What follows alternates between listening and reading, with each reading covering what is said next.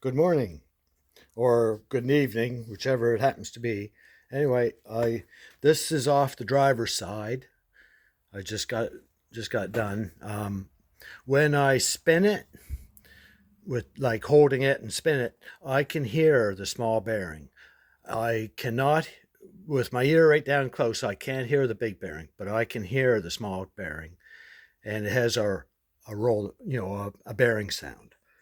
So um, it now it's smooth, but when I spin it up, I can hear it. So I have an idea when I put my new ones in, I won't be able to hear it.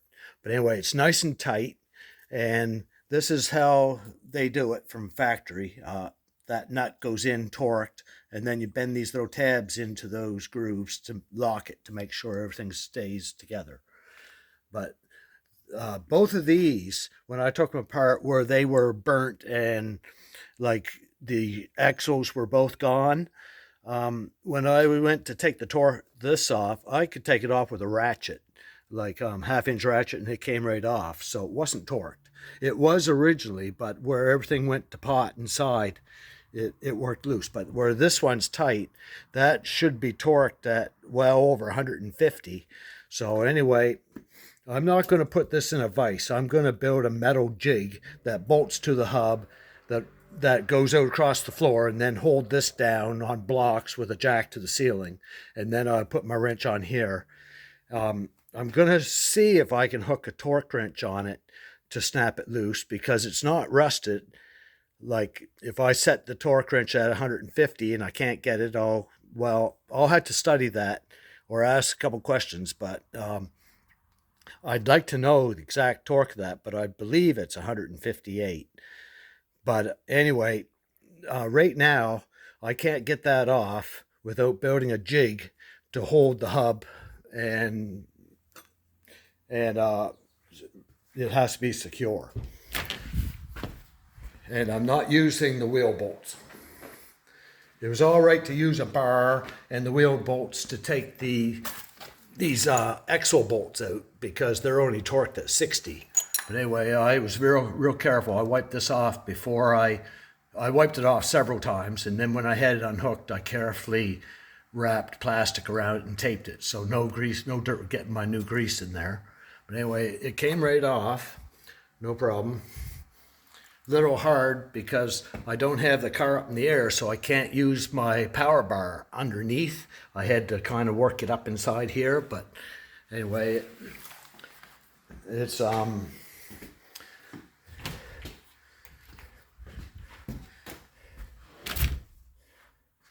sorry for moving the camera so fast.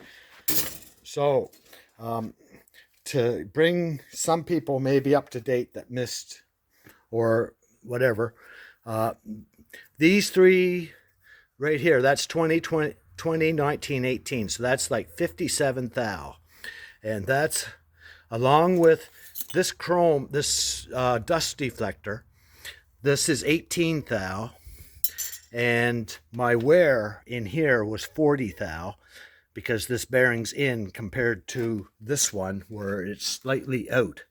So anyway, the play between that 40 thou wear here and this chrome thing adds up to 57, which is these three feeler gauges, and that is exactly 16th of an inch. That's 16th of an inch. So this hub right here misses the emergency brake apparatus by 16th of an inch. So if I did not do all this preparation to make sure that that play, I don't have it out that much, the hub when I put it together would hit the emergency brake. So it's vital that this hub sits in the right spot. And when I ordered a new one of these, they said, yes, they found one. Anyway, when they sent it to me, it's this updated type, which is the spacer at the end plus this made into one. And this is the original thickness which is this one, which is thin. And then I went to a machine shop and had a thicker one made, which I made a mistake, so I had to go back to the machine shop again and have a thicker one made. So then a new one of these was on its way, so I went ahead and had this made. Then it showed up and it's modified to be back to the original, so I can't use it. So what I did was I bought new wheel bearings and seal and a nut for the driver's side. So when this comes apart, I can take that chrome or that stainless steel dust deflector that's in this one, that's in good shape, and I can put it with my new spacer here. That's actually, it's this one right here, the thickest one, which will give me my 58th thou clearance, which is 1/16 of an inch, so that when I put this one together, everything will line up. And then I'll put this new piece in this with my new bearings, which will keep this all original and in line. So that works good. But now I have to build a bracket to hold that from turning. Like what I think I might do is this thing right here. This is like a 1/4 inch thick.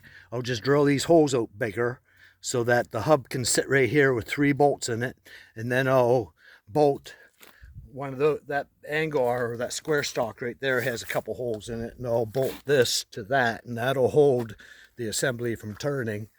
And then I can de-torque and take that nut off and then push this apart. But the problem here, I could not take this, I can't take this apart.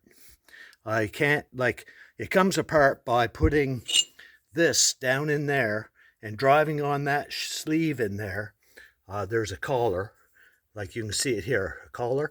So this fits perfectly in here. And if I hammer on that or press on it, it pushes the small bearing out.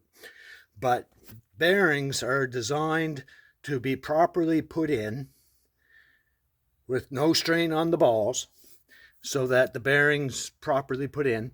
But when you take a bearing out, you throw it away.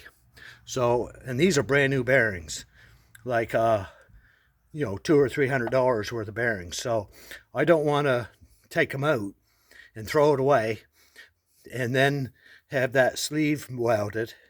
So the cheapest way is replace this and do what I'm doing it. But anyway, it'll work out all right.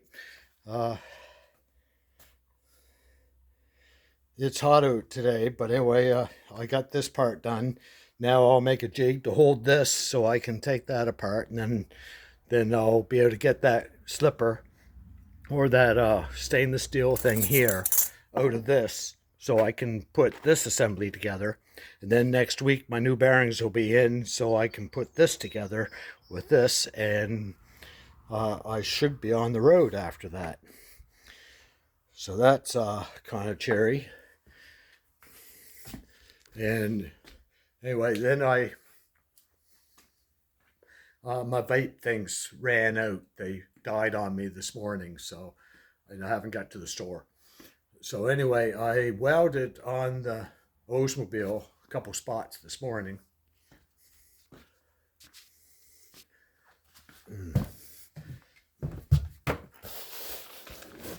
Whoops.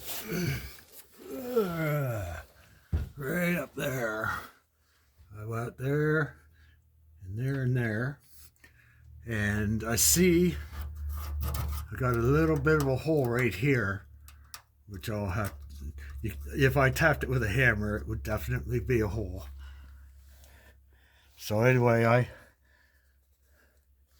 yep. Yeah, that dirty place to weld. Not as bad as some of the spots, but I welded in this morning.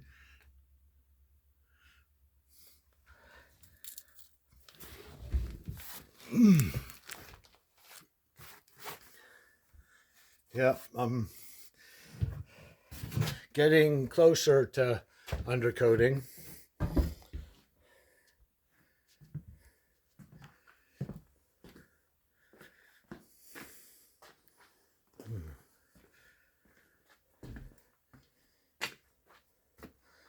Yep, that's my plan anyway.